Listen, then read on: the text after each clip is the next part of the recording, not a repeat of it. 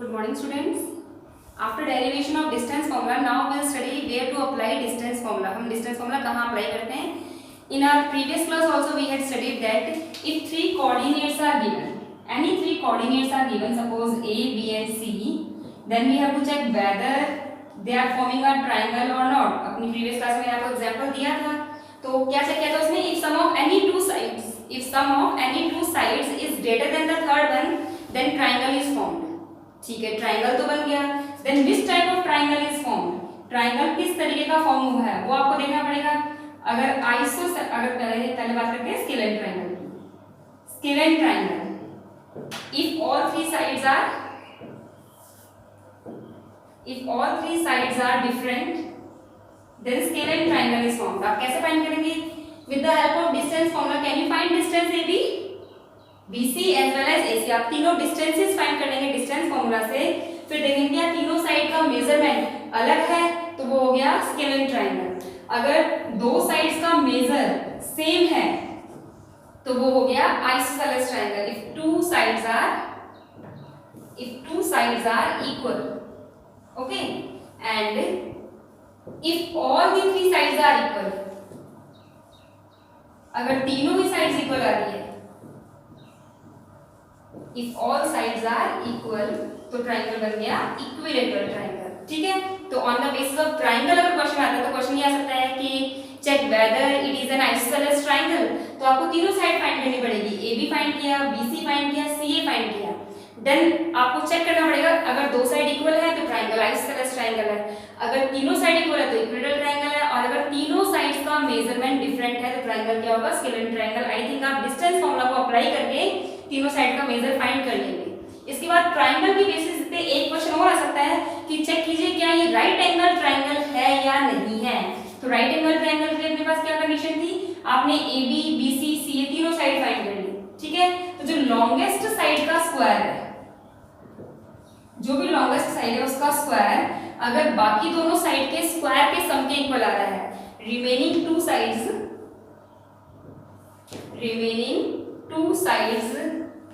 के सम के स्क्वायर के इक्वल आ रहा है, तो राइट एंगल ट्राइंगल फ्रेमवर्क. मान लीजिए सपोज इसी क्वेश्चन में आपने सॉल्व किया तो आपको मिलता है AC लॉन्गेस्ट साइड है. AC का स्क्वायर अगर AB स्क्वायर और BC स्क्वायर के इक्वल आ रहा है तो आप बोल सकते हैं कि this triangle is right angle triangle also. और अगर ये कंडीशन सेटिस्फाई नहीं हो रही तो राइट एंगल ट्राइंगल नहीं बनेगा. ठीक है ना. अब देखिए अगर क्वेश्चन में ये भी आए कि बताइए ये कंडीशन सेटिस्फाई हो रही है तो कौन सा एंगल राइट एंगल है? तो लॉन्गेस्ट साइड, सपोज ये ट्राइंगल बना ऐसे AC स्क्वायर, तो आपको पता है कि longest side is hypotenuse which is opposite to right angle, जो राइट एंगल के अपोजिट होती है. तो अगर AC लॉन्गेस्ट साइड है और मेरा क्वेश्चन आपसे ये है कि बताइए on which vertex right angle is formed, कौन से वर्टेक्स पे राइट एंगल फॉर्म हो रहा है, तो आपका आंसर आएगा vertex B. Angle B is equal to 90 degree. तो ट्राइंगल की बेसिस पे इस तरीके से क्वेश्चंस का आप आंसर दे सकते हैं. Okay, now in next topic, if four coordinates are given A, B, C and D, four coordinates are given to you, then what questions may come? Question यहाँ से चेक कीजिए कि with the help of these four coordinates which quadrilateral is formed, कौन सा quadrilateral बन रहा है. आप एक बार रिकॉल कीजिए कौन कौन से quadrilateral होते हैं जिनकी स्पेसिफिक प्रॉपर्टी अपनों को पता होती है. लाइक स्क्वायर हो सकता है कि ये quadrilateral स्क्वायर हो, ये भी तो पॉसिबल है कि quadrilateral रेक्टेंगल हो, क्वाड्रिलेटरल पैरेललोग्राम हो, या फिर क्वाड्रिलेटरल रोम्बस हो. ठीक है, ये पूछा जाता है कि बताइए विच type of quadrilateral is formed. तो आपको चेक क्या करना पड़ेगा फॉर स्क्वायर. अगर ये स्क्वायर है तो कंडीशन सेटिस्फाई होनी चाहिए कि all sides are equal and both the diagonals are equal. ठीक है, अगर आप इस पर्टिकुलर क्वेश्चन में डिस्टेंस फॉर्मूला अप्लाई करेंगे, डिस्टेंस फॉर्मूला में क्या अप्लाई करेंगे? AB with the help of distance formula आपने फाइंड किया BC, CD एंड DA. After getting all the four side, आपने चारों साइड फाइंड कर ली डिस्टेंस फॉर्मूला से. अगर उन चारों की लेंथ सेम आ रही है फिर आप जाएंगे डायगोनल्स पे. Length of diagonal AC as well as length of diagonal BD find करेंगे और उन दोनों डायगोनल्स की लेंथ भी इक्वल आ रही है तो क्या ये कंडीशन सेटिस्फाई हो रही है? all the four sides are equal and diagonals are also equal, then the given figure is said to be a square. ये कंडीशन सारी सेटिस्फाई होनी चाहिए, नहीं आपने चारों साइड इक्वल प्रूव कर दी, दैट्स इट, नो, बिकॉज चारों साइड इक्वल तो रोहम्बस में भी होती है, but in rhombus diagonals are unequal. तो to prove it is square you must prove all the four sides are equal and both the diagonals must be equal, तो वो square prove हो जाएगा. Now for rectangle opposite sides must be equal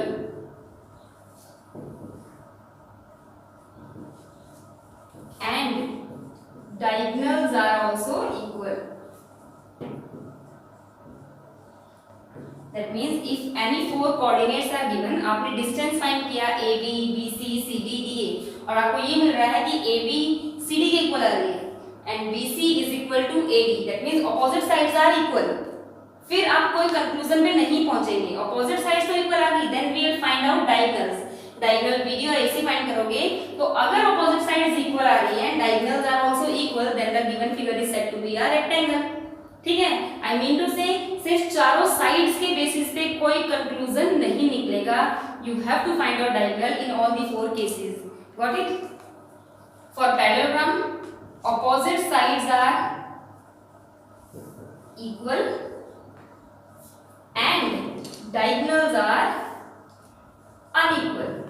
sides equal आएंगी opposite sides और diagonals क्या आएंगे, unequal आएंगे. Opposite side देखिए रेक्टेंगल में भी इक्वल है, लेकिन वहां डायगोनल्स इक्वल थे, पैरेललोग्राम में डायगोनल्स अनइक्वल है. If opposite sides are equal and diagonals are unequal, then figure is said to be a parallelogram. And at last for proving it or rhombus, all these sides are equal and diagonals are unequal.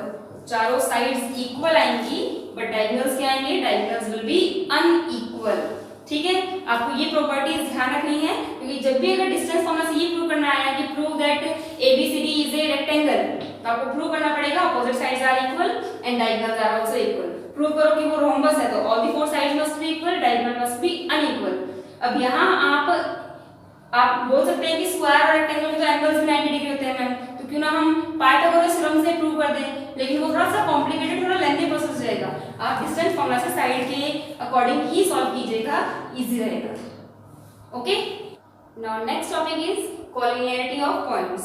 What do you mean by word collinear? Collinear means those points which are lying on a same straight line. तो with the help of distance formula हम ये भी check कर सकते हैं क्या points collinear है या नहीं है.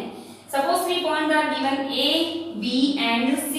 अब with the help of distance formula हम किस तरीके से चेक करेंगे कि points are collinear or not. देखिए, we'll find out distance AB. आप distance AB find कर लेंगे distance formula से. Distance BC we will find with the help of distance formula and at last we'll find out distance AC. ठीक है?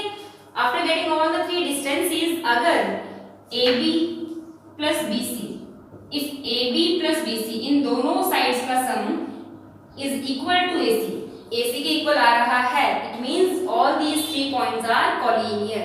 ठीक है ना, ये तीनों पॉइंट्स collinear है. तो with the help of distance formula अगर आप collinearity चेक करना चाहते हैं कि चेक करो क्या पॉइंट्स collinear है या नहीं है, तो आप ये कंडीशन लगाएंगे.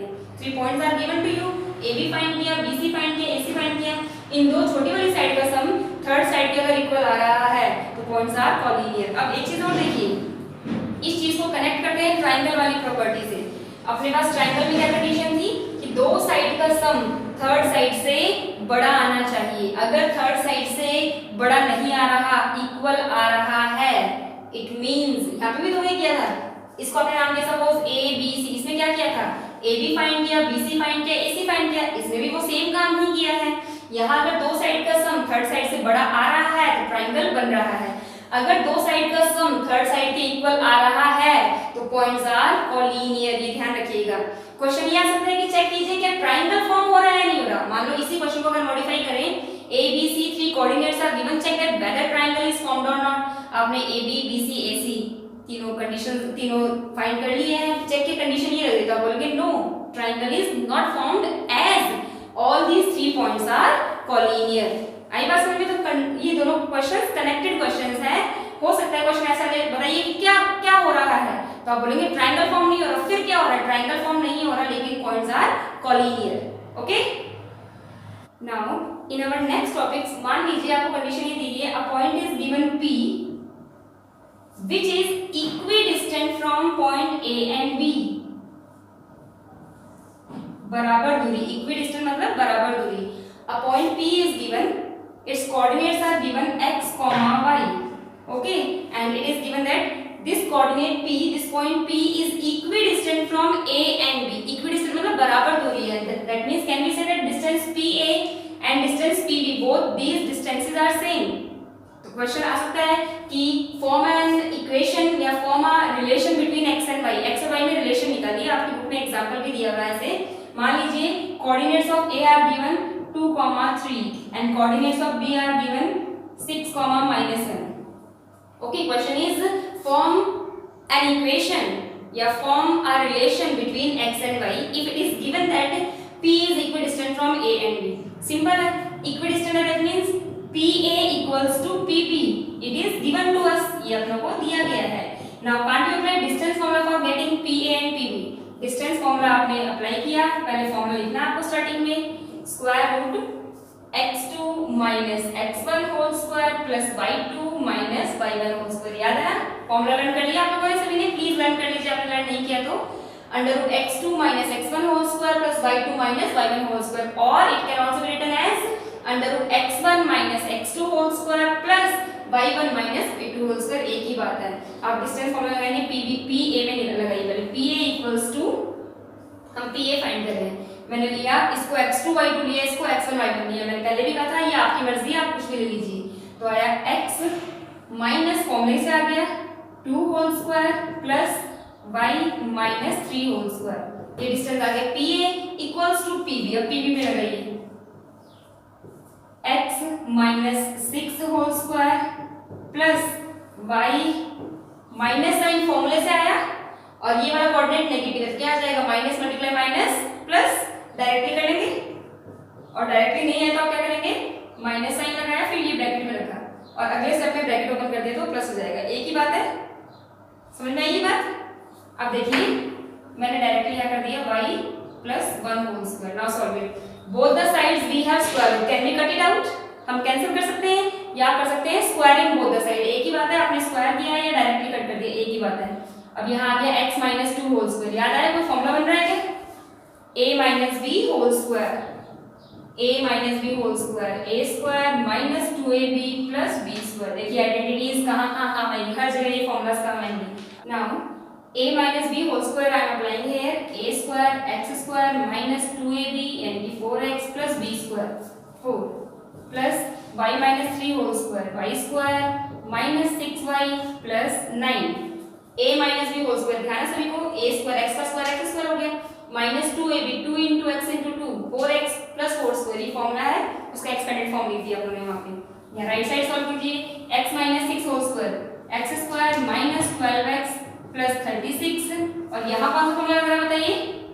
a plus b whole square. Exactly a plus b whole square which is equal to a square plus 2ab plus b square. ये फॉर्मूला अप्लाई होगा यहाँ पे तो ये मिलेगा आपको y square plus 2y plus 1.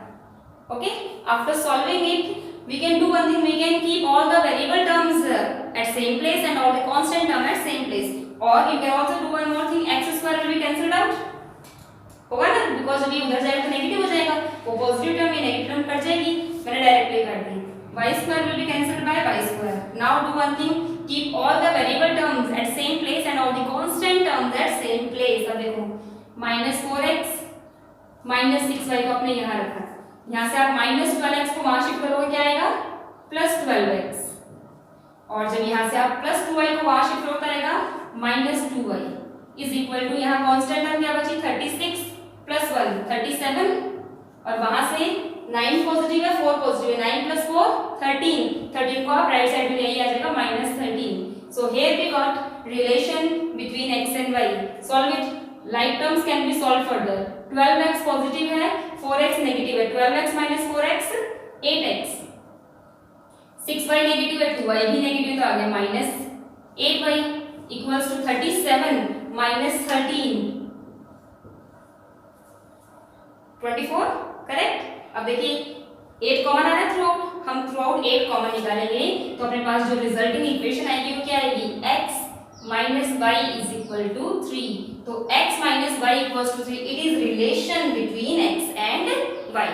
आई बात समझ में? Point P is given equidistant from A and B. A और B से बराबर दूरी पे है. आपने डिस्टेंस फॉर्मूला अप्लाई किया because both the distances are equal.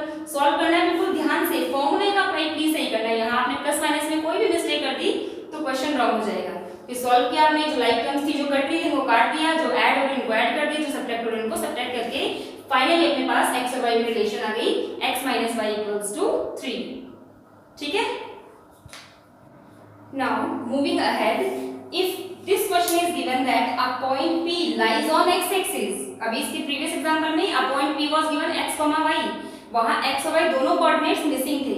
यहाँ आपको बोल रहे हैं a point P lies on x-axis. अब देखिए याद कीजिए, if any point lies on x-axis then it is of the form x, 0. तो यहाँ से आपको मिल जाएगा इस कंडीशन से, इस इंफॉर्मेशन से P लाई कर रहा है x एक्सिस पे. तो कोऑर्डिनेट्स ऑफ P आपको क्या मिलते हैं? कोऑर्डिनेट्स ऑफ P मिलेगा x, 0. यानी कि ऑर्डिनेट की वैल्यू, ऑर्डिनेट मतलब y कोऑर्डिनेट की वैल्यू तो आपको पता ही है 0 है. Question is a point P lies on x axis which is equidistant from A and B. A और B इन दोनों पॉइंट से ये पॉइंट P बराबर दूरी पे है. वही सेम कंडीशन है प्रीवियस एग्जांपल वाली. PA equals to PB. Now question is find the value of x. उस x की वैल्यू निकालिए, उस कोऑर्डिनेट की वैल्यू निकालिए. वही सेम लास्ट क्वेश्चन की तरह ये बिल्कुल सेम टू सेम. बस वहाँ x और y दो चीजें मिसिंग थी तो आपको वहाँ पे x और y में रिलेशन मिली थी. यहाँ आपको जब आप सॉल्व करेंगे इस क्वेश्चन को तो आपको डायरेक्टली वहाँ से x की वैल्यू मिल जाएगी. तो ये भी आप डिस्टेंस फॉर्मूला से सॉल्व कर सकते हैं. वही सेम कंडीशन हमने लगाई. PA equals to PB. Distance formula आपने लग दिया साइड में. मैं डायरेक्टली करके दिखा रही हूँ आपको. x minus 5 whole square plus x2 minus x1 whole square. ध्यान है ना. And y2 minus y1 whole square 0 minus 9 whole square is equal to PB. PB लगाइए.